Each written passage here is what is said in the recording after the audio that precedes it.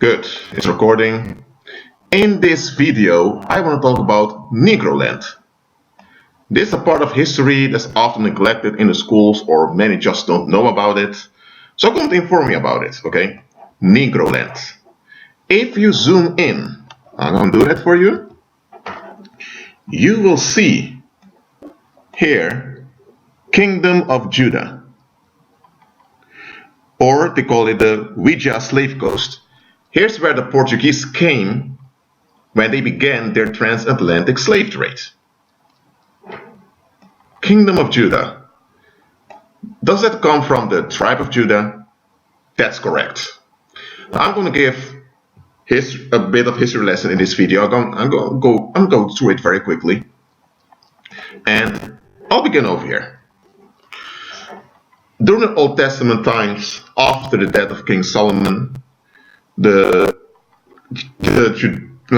Israelite kingdom was divided into the 10 tribes in the north and the tribe of Judah, with of Benjamin in the south. Okay? After the Assyrian captivity, this country ceased to exist because those 10 tribes here were scattered all over the earth. Now, I'm not going to talk about those tribes in this video. I'm going to talk about the kingdom of Judah, which had the tribe of Judah and the tribe of Benjamin. They remained until the Babylonian captivity. And the Babylonian captivity happened in two phases. You had the first invasion, and you had the second invasion. After the second invasion, this kingdom ceased to exist. After the first invasion, the Most High commanded the prophet Jeremiah to instruct the Israelites that were deported to Babylonia to increase both in number, so to keep marrying, having children, but also increase financial, economically by planting vineyards, building houses, so that they would increase and not decrease. And the Most High made plain unto them that His plan for them were plans to do them well and not to harm them, to give them a hopeful future. This was written in Jeremiah 29 verse 11. Then you had the second invasion, which led to the end of the kingdom of Judah. And now the whole Judean tribe, well, except some refugees that fled to Ethiopia, were now in Babylonia. Now, this deportation of the Judean people led to the exhaustion of the treasury of the Babylonian Empire. So Emperor Nebuchadnezzar thought he was being a tough man by deporting the Judean people, but by doing that, first of all, the land that was left behind was unoccupied. So who would bring produce to the land? Okay, only the poorest were left behind, and the refugees fled to Ethiopia. But the majority of the Judean tribe was now in Babylon. That was a big project to transport all those people. And you also had military men from Babylon to transport the money or the gold and silver from Jerusalem to Babylon. I mean, you didn't have trains back then, you had airplanes and all of that, so you had to use camels or horses to drag all those people and much of the stolen wealth to Babylon. This exhausted the Babylonian administration, which eventually led to the collapse of the Babylonian Empire. The Babylonian Empire was at its height when Nebuchadnezzar invaded Judah, but in his arrogance, or better said, in the arrogance of the Babylonian people, they destroyed themselves. Now, don't get me wrong. The generations of Judeans that lived in the kingdom of Judah back then were very wicked. I've spoken about it before. They didn't want to listen to the Most High, and they were sacrificing their children unto pagan gods. The Most High allowed them to be deported to Babylon because the Most High knew that this action by the Babylonians would exhaust them and eventually led to their demise. While the Most High, through the Judean people that kept multiplying, would continue His plan for human history. Now that happened. After 70 years, those 70 years did not begin with the second invasion, they began earlier. After 70 years, of the first deportation, the prophet Nehemiah led the rebuild of Jerusalem.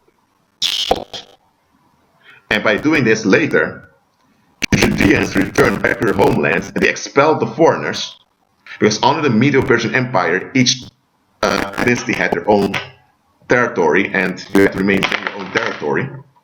So after the foreigners were expelled and the Judeans now established Judea, their homeland, you had those half Judeans that were around but were not allowed to partake in the politics and economy of Judea.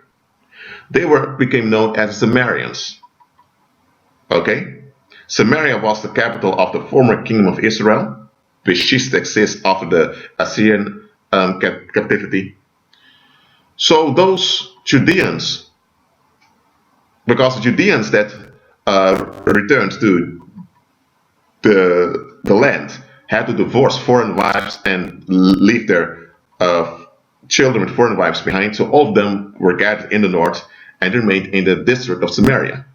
Now those people were Judeans, but they were a sub-ethnicity of Judah.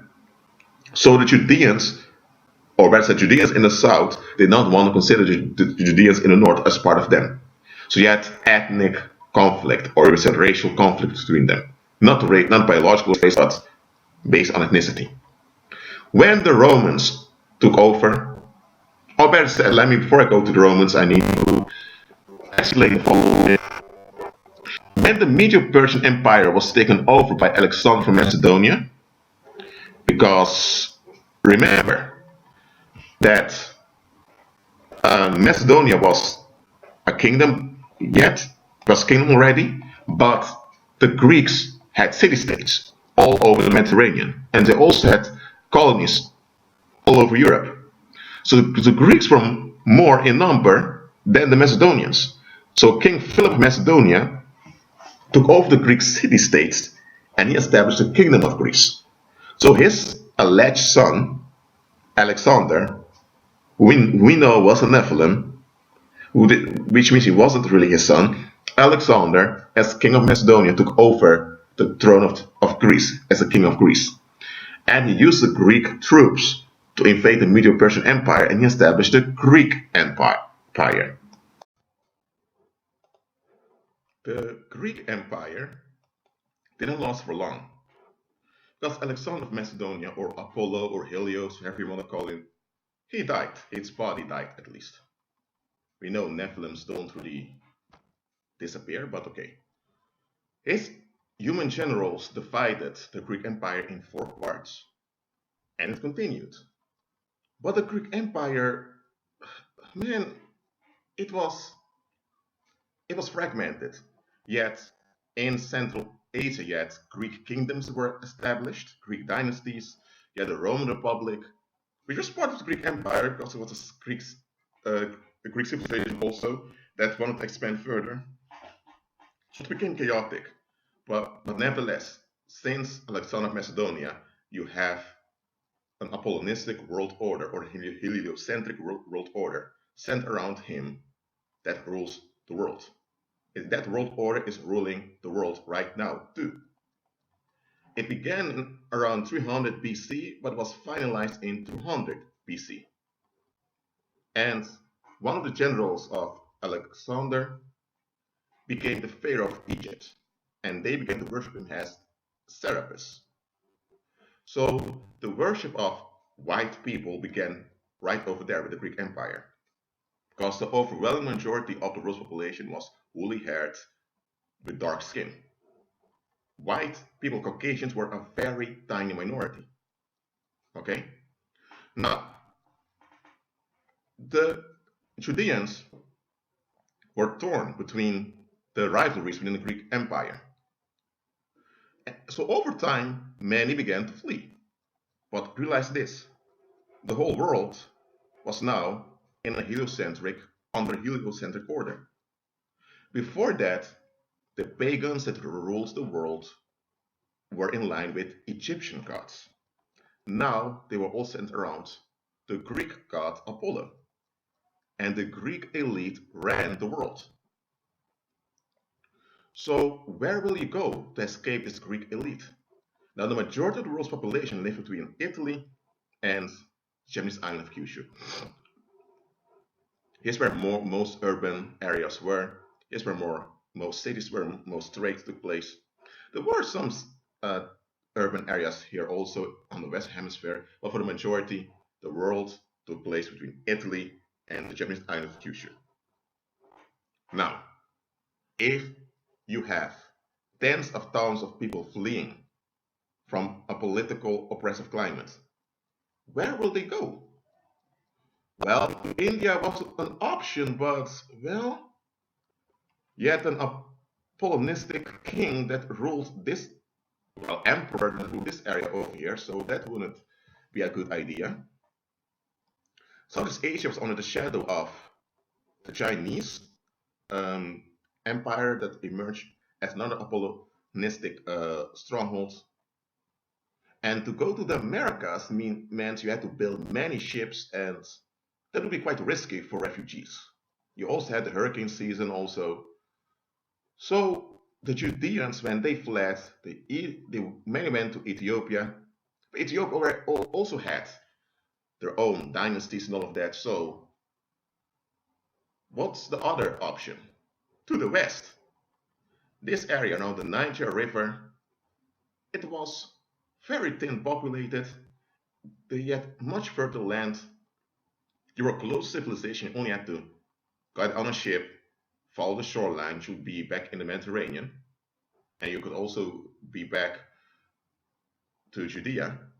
And it was relatively close to Ethiopia also. Well, close, you still had to spend days traveling by land, but it was there. So many Judeans fled to the Niger Delta. So at the time Christ walked the earth, that's during the Roman Empire. Let's see where I had that. Where is it again? Maybe I lost it, but okay, I'm not going to show the Roman Empire, but during the Roman Empire. Oh wait, I can show it here also. There were Judeans in the Niger region and in Judea. So the tribe of Judah was located at two places: in Judea, their homeland, and in around the Niger Delta. All right. After Christ died and rose again, you can read those history book of Acts yourself. There was one guy in there who joined the apostles called Niger. And why Niger means black? Now, why did they call the guy black? I mean, the majority of the world's population, and also the majority of the population of the Mediterranean, was dark skinned. So why would they call someone black? The Egyptians were black at the time. But the Egyptians today are a mixture of Arabs with the locals when the Islamic Empire took over. But at the time, those were dark skinned people, just like the Judeans were. Now, Niger refers to this river, this region of here, the Niger River. So you had an Judean from this area that came to the Mediterranean. Okay, and by the way, yearly you had Israelite celebrations in Jerusalem, in which Israelites that were scattered all over the world came to celebrate. Also, the Judeans in the diaspora. After the crisis of the 60s of the first century, the Judeans revolted against Rome and they established their own separate state. Now remember what I said in the previous video. Since the Greek Empire, all wars have been hoaxes. There were fights locally, but those fights were orchestrated by the pagan rulers, or we call them the Greek elite, whatever you prefer. Not all within the Greek elite are from the Greek ethnicity, but it's the Greek elite because they worship the god Apollo. Today they operate behind the scenes, but at the time they operated in plain sight. The Greek elite, when the Judeans revolted, They waited a few years because they knew those Judeans would have a plan. Then they sent a legion to commit genocide on the Judeans. And the genocide happened, and Jerusalem was destroyed. Many of Judeans were left flat. Ethiopia, Western Africa, and also to Western Africa. Since that big genocide, the Judeans, the tribe of Judah, remained in Western Africa and a small portion in Ethiopia, because Judea, or their homeland Palestine, was not their homeland anymore. That was over. That was in the past. So over time, and let me go further. It's in 200 AD. This when the Western Roman Empire collapsed, so it went on in the east. Some shifts happened. When time passed by, Islam arose in the 6th century, and the Mohammedans, as they were called, conquered large land masses. You can see in 750 AD, when they had large land masses already, and Europe was suppressed. Economically, politically, it was suppressed because the Mohammedans, man, they assaulted Europe. But that was in agreement with all the pagan rulers of the world, because all the pagan rulers of the world are worshipping Apollo. So even those mass attacks on Europe, which really happened, were rituals. The population thought they were really under attack, but those were rituals. Blood sacrifices onto Apollo and those other demons. Meanwhile, the Judeans and the Hamites, remember, Africa is a name given to this continent by the rulers of the Greek Empire, which later became the Roman Empire. So the Hamites, as they were officially called, together with the Judeans, they moved on. They grew in numbers. They established towns, cities, countries, you name it. So you have Judean ethnicities or Judean tribes over here, because they grew in number. They were in the millions now. The Hamites were also in the millions, but Africa wasn't that intensely populated. But the shores over here was Judean territory or Negro territory. Okay? When the Portuguese came, now I need to skip a lot of history. When the Portuguese came, they went to the Judean territories, to Judean regions. And over there, they began to kidnap people for their colonies. Now, later, Spain took over. Well, this is a bit further in the future here, but over here. Okay, here. Sorry, guys. Okay, here. When Portuguese came, they needed people for Portuguese America. The population of Portugal was low, too low for their country, and Spain had around 6 to 7 million people, including the Italian parts of Spain back then. You had around 8.8 million people, I think, or around 8 million people. The Portuguese had the Azores, the Canary Islands, the Capverdian Islands. They were also active in the Caribbean, but since 1494, with the Treaty of Tordesillas, Pope determined Castile, or Spain, had received the majority of the Americas, while Portugal could remain with Africa, this part of the Americas, all the way to the East Indies. Now, the Portuguese established many trade settlements here and there, because they couldn't actually occupy large plots of land because their population was low and their navy wasn't that big. Portugal was quite vulnerable. So for Portuguese America over here, they needed people. They needed to construct roads, build ports, build the marine. But where will they get those people? Well, one option was to get them from Eastern Europe, from the region we today call Russia, and also Ukraine. and the Baltic states, but those people, they were used often as slaves, but in this warm climate, they weren't that useful. And remember, yeah, the Islamic world that dominated the east of the Mediterranean and also parts around the Black Sea. So to get slaves from the Eastern Europe, well, that was a bit difficult. So the Portuguese began to kidnap people. They didn't begin the kidnappings obviously, they did it covertly. And after a while, it became obvious. They began to kidnap many Negroes or Hebrews or Judeans from Western Africa, and they dumped them in Portuguese America, which was also called Brazil. Brazil was the nickname for Portuguese America, but eventually Brazil became the name of the region. And here you can see it more clearly. Early 1500s, the Portuguese went to Judean territory to kidnap people, often with the aid of Judeans there also, because you have corrupt people everywhere. And they deported them to the Amazon, towards the Amazon River, which was also called the Marañón River.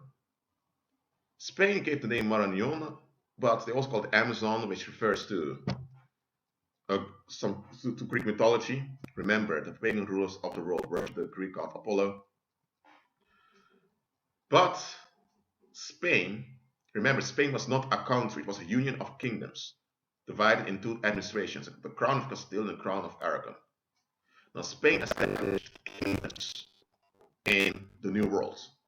So you had kingdoms over here, small kingdoms, often in conflict with one another, but they had the same king. They also part of Italy, was part of the Spanish Union. The Dutch revolted eventually, but I'm not talking about that in this video. But Spain established kingdoms over here. For example, you have Nueva Extremadura or New Extremadura. Extremadura is a desert region in Spain and also part of Portugal. So New Extremadura was a territory established by Spain, and they also call it Chile. So they established a kingdom over here. They wanted to establish New Andalusia, but that was later named Venezuela because you also had many Italian Spaniards were involved in the empire, and they had their investments over here. You have, hold on, I did something, hold on a minute.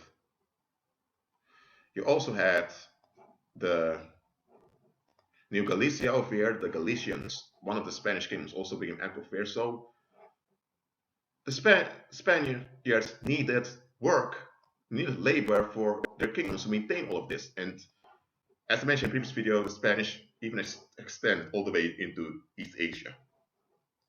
They founded the Kingdom of the Philippines, which is this territory over here. So Spain needed people. So eventually, Portugal had to back off so that Spain could take over, and Spain became the port of the Caribbean. That's how the Caribbean became populated with Judeans. But Portugal also kept deporting them towards the Americas. But their way of deportation was quite dumb. Their way of deportation caused the death of almost 90% of all the people they transported by ship. So many died while being deported. And families were torn apart. So for example, a father would be deported to Cuba, a son towards Rio de Janeiro. So people were torn apart. That's how the captors did, which were pagans, which were working for the pagan rulers. So the Judeans became scattered across the Americas. And later the English also became involved as the Dutch. And the English bought them from the Spaniards in the Caribbean. Later, when the 13 colonies became independent, they also kept purchasing them from the Caribbean. But here's the thing. Around 1800, no, not around 1800, a bit later than 1800, Spain was in a crisis. Though to Napoleon, so-called invading the country, and all of that. So now, what happened was that the rulers, the pagans that ran Spain, wanted to establish a Spanish federation. Spain was already considered a nation, because already had a flag since 1785, but now they really want to make it a firm nation. So now they had to determine who was a Spaniard and who wasn't officially. And many of the Judeans, because remember, they weren't just working on plantations, they were also involved in the navy, on the troops on land, involved in administration, involved in business, in the church, in academics. So the Judeans were scattered all over the Americas. The Spanish territory, the Portuguese territory, the French, Dutch, and also English territory. Also the Danish and Swedish territories over here also. They were shocked when hearing that they would not be considered Spaniards. Whites from Europe that were not from Spanish heritage would be included as Spaniards. Even people from the east of Europe, for example, or Chinese people that were located there.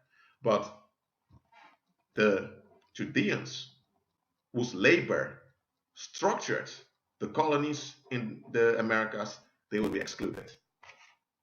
Now, the Judeans that were scattered here, they were economically powerful, far more powerful than many of the Spaniards or Portuguese realized. So Spain's refusal to include the Judeans in Spanish nationhood, that was not a good move. This also contributed to the fragmentation and the collapse of the Spanish Empire. Now, behind the scenes, the Pink rulers wanted to sacrifice Spanish Empire anyway, but their decision, the decision of the pagans in Spain to exclude the Judeans, was a big mistake. Around 1830, the Spanish Empire was gone. Okay, and it's at the time also that the British wanted slavery to be abolished. Since 1830, the Judeans were scattered. Remember, they spoke Spanish, Portuguese, French, Dutch, Danish, Swedish. Did I mention English already? Okay, but you also had Creole languages that developed like Papiamento, that they developed like Papiamento and all that. So they also add languages to the map. They moved on. They had their own economy that they developed. And 3 decades later, that the United States officially banned slavery. Okay? So worldwide, around 1870, slavery was not done anymore. And the transatlantic slave trade only continued by smugglers. But that wasn't done anymore. But look at this. In 1830, when the Spanish Empire was done, it was over, you still had Spanish America, but not a Spanish Empire anymore. It was then that the French became desperate and began to colonize Africa, because the French Empire was a joke, for real. The British also became desperate, the Germans also, the Italians also, so many became desperate, and now they took over Africa. So now they turned on the Hamites. Now, first they were bothering the Judeans, now they turned on the Hamites also. Now the Hamites were subjected by force by the French and British Navy under their rule. Their lands were divided, a lot of things were forced on them. And the Hamites were treated, I won't say far worse, but they were treated worse than the Judeans. The Judeans, they were treated badly on the plantations and all of that. They did them very dirty, but eventually the Judeans became autonomous and an economic power within the Americas. Okay? The Hamites, however, were completely shut down. Okay? That came into full practice around the 1850s. And later around the 1870s, it intensified. Shortly after that, you had the First World War, killed many Europeans, killed one another. So the colonial empires that were now dominant worldwide began to fragment, and after the Second World War, it was over. Europe was completely destroyed. But one thing I need to mention: before the Spanish Empire wanted to exclude the Judeans, you had the Haitian Revolution, in which Haitians established their own nation apart from France. This turned into a mass genocide, so it was complete failure. You can still sense the consequence thereof if you visit the Dominican Republic and the Republic of Haiti today.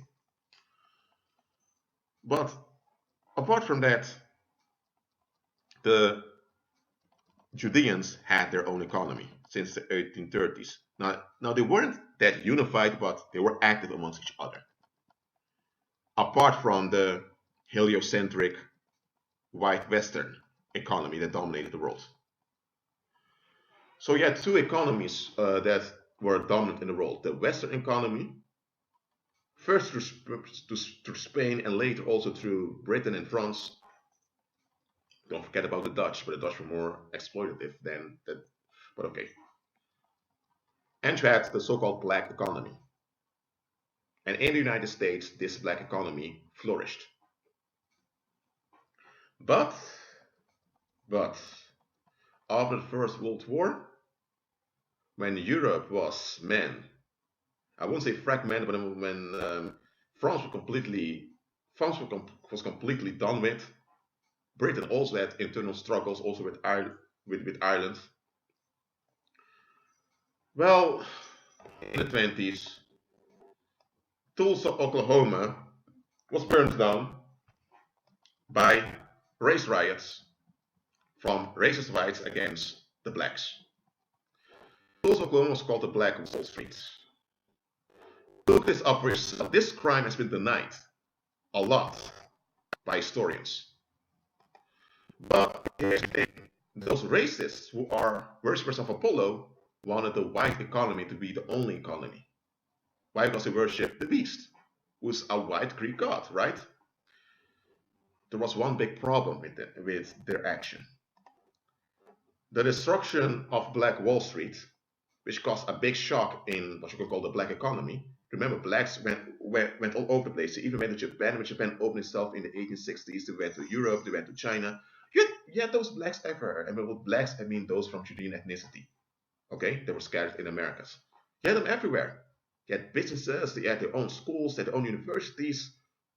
Man, one of them even established his own navy. So, man, they were active. So when the black economy was attacked, a big hole in the world's economy emerged. And this led to the collapse of the dominant Western economy that dominated the world.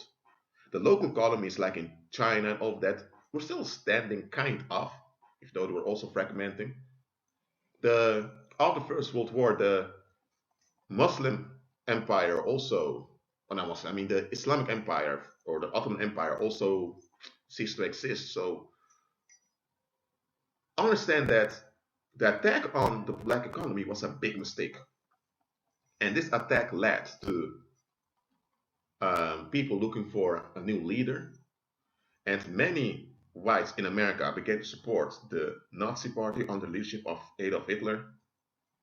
Hitler had many adherents worldwide amongst whites. So they began to support this guy, thinking if Germany rises back, then at least there won't be any war in Europe and things will go better. Well, Germany did rise back, but the Nazis, man, they had other plans. And that led to the Second World War, and man, Europe was destroyed completely. Man, they began to kill one another and rape one another like crazy.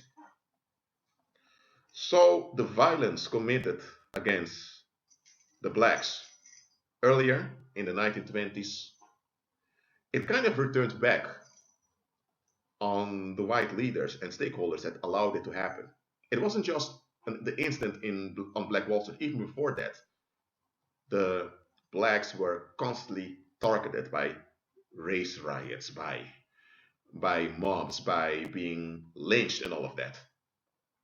So the violence turned back on them.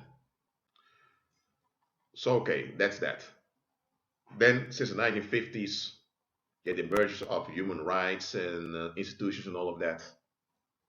And people want to get rid of this racist thing that had been established. But this racist thing was so deep rooted in the world system by then that it would be a challenge to erase it. So political correctness emerged and all of that. But still, a lot of folks were denying the origin of the blacks in Americas, that they were Judeans. Now, there were Hamites amongst them, don't get me wrong, there were also Hamites being transported to the Caribbean, but Judeans were the dominant ones in Western Africa. Their region was Negroland, and still the Negroes in many places are discriminated against. But here's the thing: the Negroes or the blacks, I'm not talking about the Hamites now. The blacks, they moved on since 1830 also, and others since 1860s. This also after 1920s when Black Wall Street was destroyed. They continued. In the 1960s, many blacks demanded acknowledgement by the US government for the crimes committed against them, especially Black Wall Street. Instead, the United States came with this integration policy, which was also adapted by other countries worldwide to integrate all ethnicities. This led to mismanagement in many regions in the United States, including in Illinois, instead of Illinois, and this led to the impoverishment of some regions, and including many regions where blacks were living. That's how many ghettos emerged. There are many white ghettos, Hispanic ghettos, and all of that, but the media often shows black ghettos to give the idea as if blacks haven't moved on from slavery, as if they still are hanging around the traumas of slavery. Now, the traumas some black communities are in now is the traumas caused by mismanagement in the 1970s. It's not to do with slavery directly. Okay? But okay, I wanted to give you this brief history about Negroland and the tribe of Judah because it's important history that's often forgotten, and it's important to know your history. Look, I don't belong to any Hebrew Israelite cult or any Hebrew Israelite group, so I have no political nor religious ambition in this video. Absolutely not. I just wanted to educate you.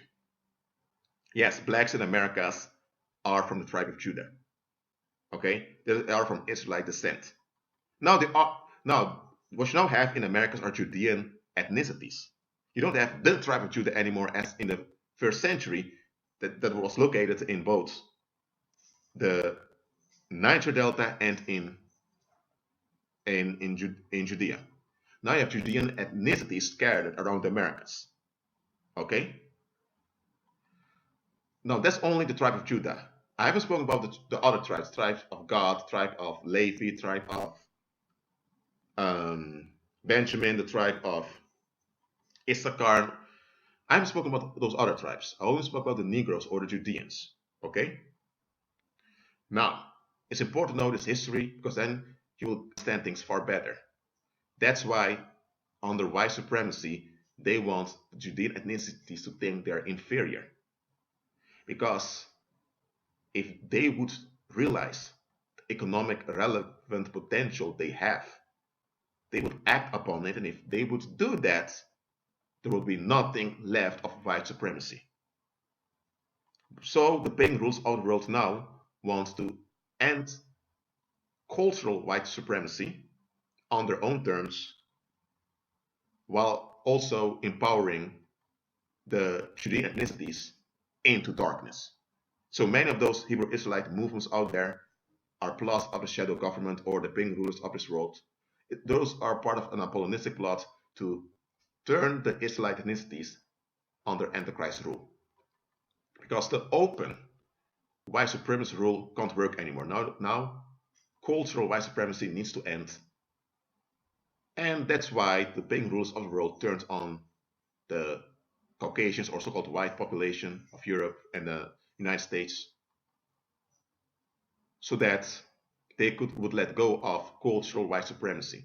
But a lot of folks don't want to let go of cultural white supremacy, which isn't working properly anymore. So the pagan rulers are now turning on those people, not because they so-called love the Hamites or Africans or the Judean ethnicities, but because they want to maintain their rule at all costs. They still worship the white god Apollo, that will continue, but they need to do it in a different manner. Now, that was the history of the tribe of Judah. Be at peace.